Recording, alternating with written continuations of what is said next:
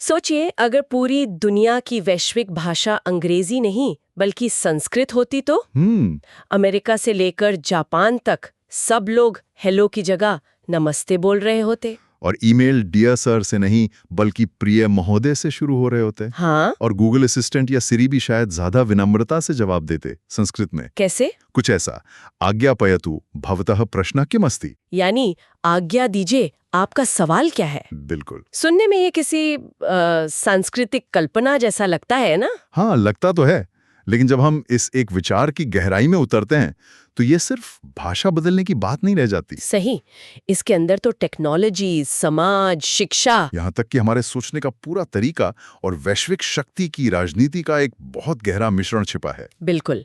और आज की हमारी इस गहन पड़ताल का मिशन इसी काल्पनिक दुनिया के दोनों पहलुओं को समझना है। हम ये जानने की कोशिश करेंगे कि क्या ये दुनिया सच में ज्यादा आदर्श होती या इसमें अपनी तरह की नई चुनौतियां खड़ी हो जाती। ये सिर्फ एक भाषाई प्रयोग नहीं है। नहीं, ये इंसानी सभ्यता पर एक विचार प्रयोग है। ठीक है, चलिए इसे परत दर परत खोलते हैं।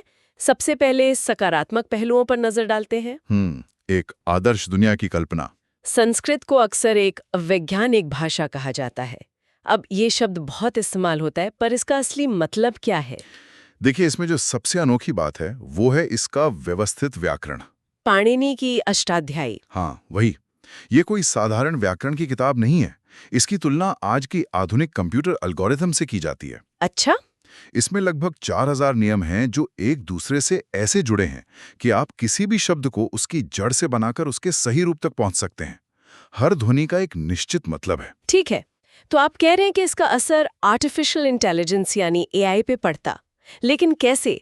अंग्रेजी में ऐसी क्या कमी है? एक बहुत बड़ी कमी है अस्पष्टता, एम्बिग्विटी। अच्छा। जैसे अगर मैं कहूं bring me the book on the table और मेज पर 2 किताबें हों, तो एआई के लिए ये समझना मुश्किल होगा। हाँ, ये तो सिरी और एलेक्सा के साथ रोज होता है। हम कुछ कहते हैं और वो कुछ और ही समझ लेते हैं। ठीक वहीं पर संस्कृत का ढांचा काम आता। संस्कृत में विभक्ति प्रणाली मतलब केस सिस्टम इतना सटीक है कि वाक्य की संरचना में ही ज्यादा जानकारी छिपी होती। मतलब वाक्य में ही स्पष्टता होती। हाँ, आप शब्दों का रूप बदलकर ये बता सकते थे कि मेज पर रखी हुई ज्ञान से संबंधित किताब लानी है या मेज पर रखी हुई लाल रंग की किताब।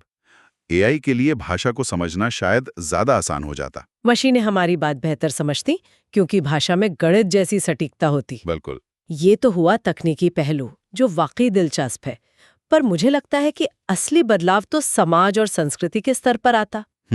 क्या सिर्फ भाषा बदलने से इंसानी स्वभाव बदल सकता है? ये थोड़ा ज्यादा आदर्शवादी नहीं लगता? ये एक बहुत अच्छा सवाल है। देखिए, कोई भी भाषा रातों रात इंसानी स्वभाव नहीं बदल सकती। सही बात है। लालच, गुस्सा ये सब तो रहेंगे, लेकिन भाषा हमारे ऑपरेटिंग सिस्टम की तरह होती है। ये बचपन से ही हमारे सोचने के तरीके को आकार देती है। अच्छा। और संस्कृत के डीएनए में वसुधैव कुटुंबकम जैसी अवधारणा है, मतलब पूरी दुनिया एक परिवार है। तो अगर दुनिया भर के बच्चे बचपन से इसे सीखते तो वैश्विक मानसिकता पर धीरे धीरे असर जरूर पड़ता। मतलब ये एक सॉफ्टवेयर अपडेट जैसा होता जो धीरे धीरे अगली पीढ़ियों में असर दिखाता। बिल्कुल।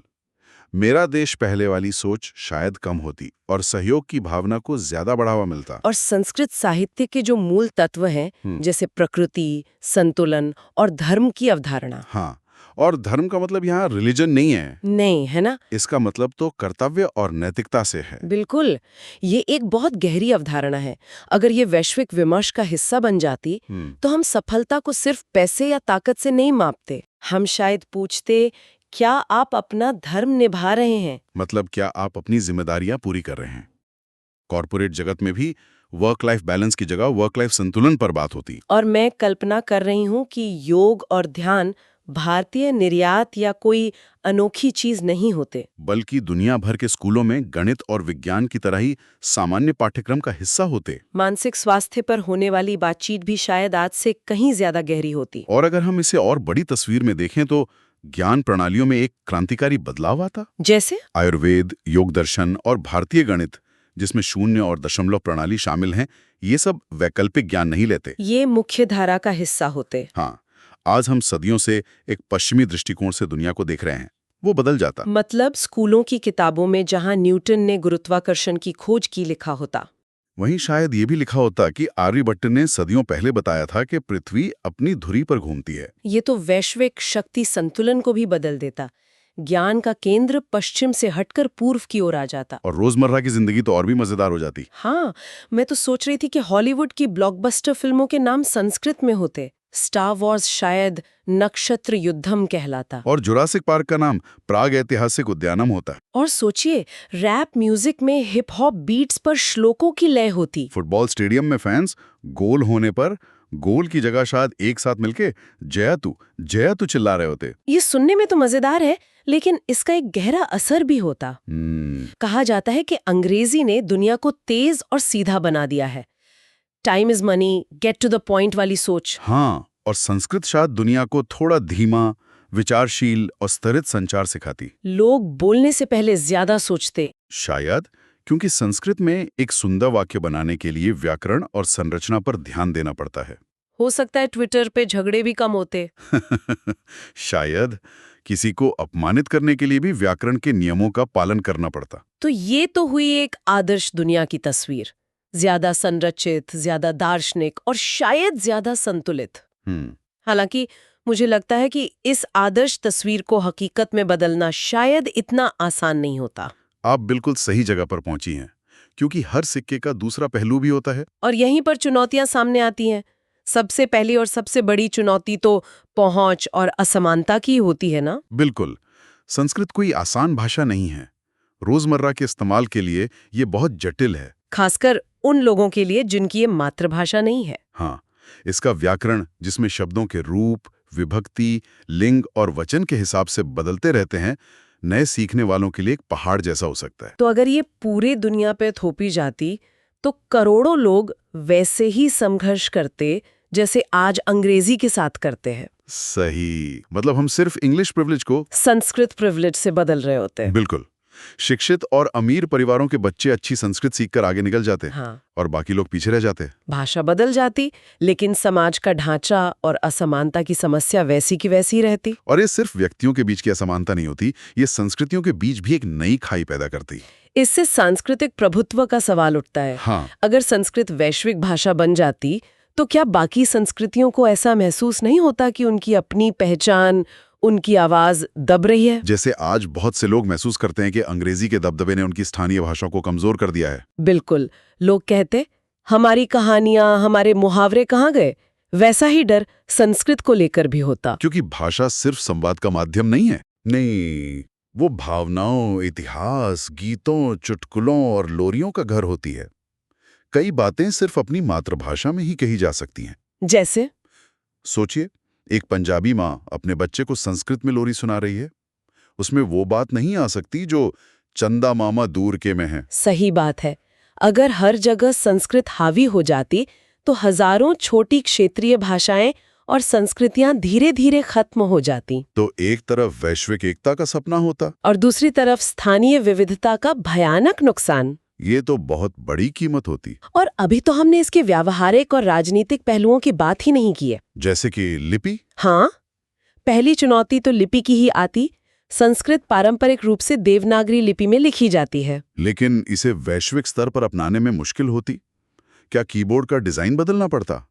चीन और जापान अपने सिस्टम छोड़ देते? शायद एक रोमन या कोई हाइब्रिड लिपि बनानी पड़ती, जैसा हम आजकल मैसेजिंग में करते हैं। और वहीं से एक नई बहस छिड़ जाती। भाषा के तथाकथित रक्षक कहते कि ये असली शुद्ध संस्कृत नहीं रही। जैसे आज शुद्ध हिंदी बनाम इंग्लिश पर बहस होती है, वैसे ही शुद्ध संस्कृत बनाम वैश्विक सरल संस्कृत पर एक अंतहीन वैश्विक युद्ध छिड़ जाता।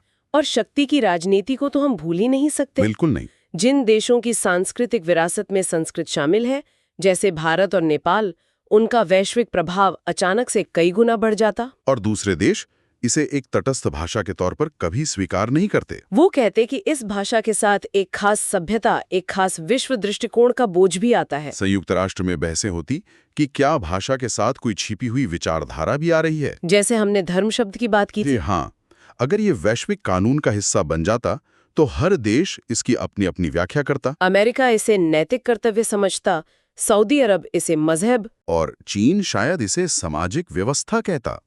एक ही शब्द को लेकर अंतहीन भ्रम और संघर्ष की स्थिति पैदा हो सकती थी।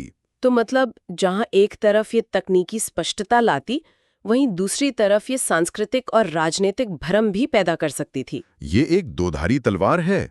स्पष्टता के साथ साथ भ्रम की संभावना भी उतनी ही बनी रहती। ठीक है, हमने तकनीकी, सांस्कृतिक और राजनीतिक पहलुओं को देख लिया। अब थोड़ा मानवीय दृष्टिकोण पर आते हैं। इन सब बड़े बड़े बदलावों के बीच एक आम इंसान की रोजमर्रा की जिंदगी में ये कैसा होता? क्या सब लोग एकदम शुद्ध संस्कृत बोलते? बिल्कुल नहीं।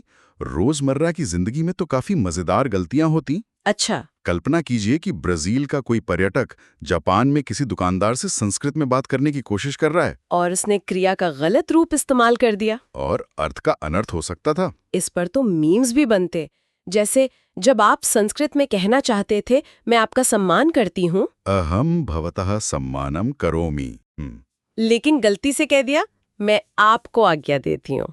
हाँ, अहम भवंतम आज्ञापयामि। निश्चित रूप से। लेकिन समय के साथ कुछ तो बदलता। हाँ, एक दिलचस्प चीज होती, जैसे आज टूटी फूटी अंग्रेजी या ब्रोकन इंग्लिश पूरी दुनिया में आम हो गई है और लोग उसमें भी अपना काम चला लेते हैं। वैसे ही एक टूटी फूटी संस्कृत सामान्य हो जाती। शायद उसका नाम संस्कृतम या ग्लोबल संस्कृत पड़ जाता। लोग व्याकरण की ज्यादा परवाह किए बिना संवाद करने के नए आसान तरीके खोज लेते। बिल्कुल। और यहाँ से बात और भी गहरी हो जाती है जब हम सोच पर पड़ने वाले असर की बात करते हैं। कई भाषाविद मानते हैं कि अंग्रेजी ने दुनिया को काफी व्यक्तिवादी बनाया है। आई, मी, माई सेल्फ पे बहुत जोर है। इसकी पूरी संभावना है कि संस्कृत इसमें कोई बदलाव लाती। संस्कृत में कई जगहों पर सामूहिक और संबंधपरक शब्दावली मिलती है। मतलब आप अक्सर खुद का परिचय अपने परिवार, अपने वंश या अपने गुरु के संदर्भ में देते हैं। मैं की पहचान हमेशा उसके संबंधों से जुड़ी होती है। तो लोग खुद को सिर्फ एक व्यक्ति के तौर पर नहीं बल्कि एक बड़े समाज या ब्रह्मांड के हिस्से के रूप में देखने लगते। हो सकता है। इसका पर्यावरण पर भी शायद सकारात्मक प्रभाव पड़ता। अंग्रेजी में हम प्रकृति को एक संसाधन या रिसोर्स की तरह देखते हैं। हाँ, जिसका हम इस्तेमाल कर सकते हैं। जबकि संस्कृत साहित्य में प्रकृति को अक्सर प्रकृति माता जैसा सम्मान मिलता है। नदियाँ, पहाड़, पेड़, ये सब जीवित माने जाते हैं। अगर ये सोच वैश्विक बन जाती तो शायद हम पर्यावरण का शोषण करने से पहले 2 बार सोचते। ये रिश्ता शोषण का नहीं बल्कि सह अस्तित्व का होता। बिल्कुल। लेकिन इसमें खतरा भी तो है। क्या? अगर सारा ज्ञान, सारी महानता अतीत से जुड़ी हो तो क्या लोग सिर्फ अतीत के गौरव में ही नहीं जीने लगते? ये एक बहुत बड़ा खतरा था। ठहराव का खतरा। हर सवाल का जवाब प्राचीन ग्रंथों में खोजने की आदत पड़ जाती, जो नई खोजों के रास्ते में एक बाधा बन सकती थी। बिल्कुल। अगर संतुलन ना बनाया जाता तो दुनिया एक बहुत बड़ा संग्रहालय बन सकती थी, जो सिर्फ अतीत का सम्मान करती लेकिन भविष्य का निर्माण करने से डरती। ये वैज्ञानिक जिज्ञासा और नवाचार को धीमा कर सकता था। हाँ, लोग आइंस्टीन की थ्योरी को चुनौती देने की बजाय ये खोजने में लग जाते कि इसका जिक्र किसी पुराने श्लोक में है या नहीं। ये वाकई एक डरावना विचार है कि कैसे एक अच्छी चीज भी अगर संतुलन में ना हो तो प्रगति को रोक सकती है। बिल्कुल। इसलिए आदर्श स्थिति तब होती जब वैश्विक भाषा तो संस्कृत होती, लेकिन मानसिकता आधुनिक, खुली और वैज्ञानिक होती। अतीत का सम्मान होता लेकिन उसे भविष्य पर हावी नहीं होने दिया जाता। सही। तो इस पूरी चर्चा का सार क्या निकलता है? इस सब का मतलब क्या है? ऐसा लगता है कि सिर्फ भाषा बदलने से दुनिया अपने आप अच्छी या बुरी नहीं हो जाती। सही कहा। लेकिन भाषा निश्चित रूप से लोगों की सोच, उनकी प्राथमिकताओं और उनके एक दूसरे से जुड़ने के तरीके को बदल देती है। ये दुनिया को देखने का हमारा चश्मा बदल देती है। हाँ, ये तय करती है कि हम किन चीजों को महत्व देते हैं और किन चीजों को नजरअंदाज करते हैं। अगर हम इस दोहरेपन का सारांश निकालें तो कह सकते हैं कि अगर संस्कृत वैश्विक भाषा होती तो दुनिया शायद थोड़ी ज्यादा दार्शनिक, ज्यादा संरचित और सांस्कृतिक रूप से ज्यादा गहराई से जुड़ी हुई होती। लेकिन साथ ही थोड़ी ज्यादा जटिल, थोड़ी राजनीतिक रूप से ज्यादा संवेदनशील और पहचान को लेकर थोड़ी भ्रमित भी होती। शायद हम एक तरह की समस्याओं को सुलझा लेते, लेकिन उनकी जगह नई तरह की समस्याएं खड़ी हो जाती। तो ये हमें एक बहुत ही बुनियादी और गहरे सवाल पर लाकर खड़ा कर देता है। और वो सवाल ये है कि समस्या भाषा के सॉफ्टवेयर में है या इंसान के हार्डवेयर में। और हमारे श्रोताओं के लिए सोचने वाली बात यह है कि अगर कल से पूरी दुनिया संस्कृत बोलने लगे तो इंसानियत का सीखने वाला पहला वैश्विक शब्द क्या होगा? शांति या विजय?